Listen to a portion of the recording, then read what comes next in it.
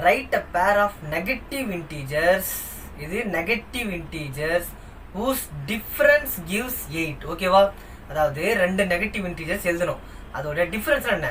டிஃபரன்ஸ்னா minus தானே, some தானே, அது டிஃபரன்ஸ் தானே இருக்கணும், மைனஸ் பண்ணோம்ல. அது வந்து நம்மளுக்கு 8 கிடைக்கணும். என்ன 8? பிளஸ் 8 நம்மளுக்கு கிடைக்கணும். ஓகேவா? சரி, சால்வ் பண்ணுவோம்.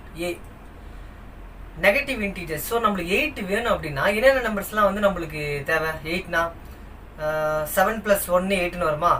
சரி, 7 + 1 8ன்னு வரும். ஆனால் நம்மளுக்கு என்ன தேவை? டிஃப்ரென்ஸு, சம் எடுக்கணும். அப்போது என்ன பண்ணலாம்? நெகட்டிவ் இன்டீஜர்ஸ் 7 இங்கே நான் 1ன்னு எடுத்துக்கிறேன். ஸோ இது வந்து என்ன எடுத்துக்கலாம்?